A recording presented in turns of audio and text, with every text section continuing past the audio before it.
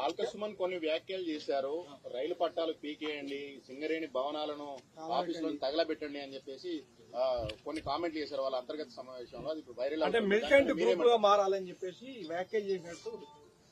పైసలు వస్తాయి అవే ఇప్పుడు నేత వినలేదు, మీరు నేత వినలేదు, మీరు అన్నారు చెప్తున్నాను నేను. అంటే ఏ పార్టీ అయినా ఏ వ్యక్తులైనా కూడా విధ్వంసాలు చేసే విధంగా వాటికి ఆస్కారం ఇవ్వదు.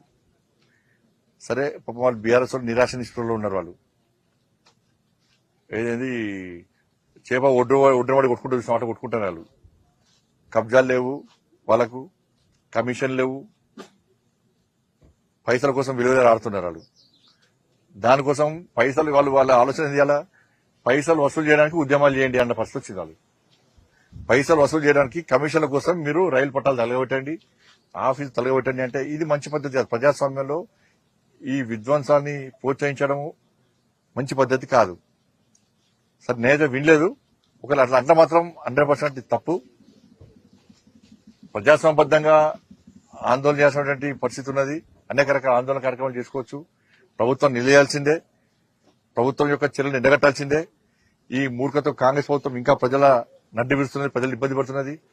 దానికి వ్యతిరేకంగా ప్రజాస్వామ్య పద్ధతిలో ఆందోళన చేయాలి తప్ప కాలబెట్టండి, తన్నండి, కొట్టండి అనేటువంటి వాతావరణం మంచిది కాదు.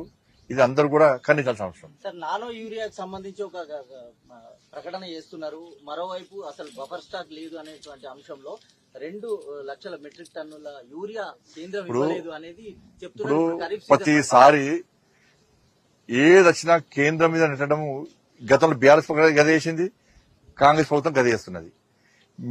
వాళ్ళ చాతకంతనాన్ని కేంద్రం మీద నెడుతున్నారు. యూరియా కొడతా అంటారు, లోడ్లు బ్లాక్ టు తరలిస్తారు. కాబట్టి వాళ్ళ చాతకంతనాన్ని కేంద్రం నెట్టడం వీళ్ళకి అలవాటుగా మారింది. రైతులకు తెలంగాణ సమాజానికి తెలుసు కేంద్రం ఏం చేస్తుంది. ఇవాళ ప్రతి రైతుకు అవగాహన ఉన్నది. ఎస్, కేంద్ర ప్రభుత్వమే నిధులు ఇస్తుంది, కేంద్ర ప్రభుత్వమే ధాన్యం కొనుగోలుకు రాష్ట్ర ప్రభుత్వం నిధులుస్తున్నది, రాష్ట్ర ప్రభుత్వం కేవలం మధ్యవర్తితో మాత్రమే వహించాల్సి ఉంటుందని చెప్పి ప్రతి రైతు తెలుసు. కాంగ్రెస్ పార్టీ ప్రభుత్వం ఎన్ని అబద్దాలు చెప్పినా మీ అబద్దాలను రైతులు పట్టించుకునే పరిస్థితి లేరు. వాస్తవాలను రైతులకు తెలుసు. ధన్యవాదాలు.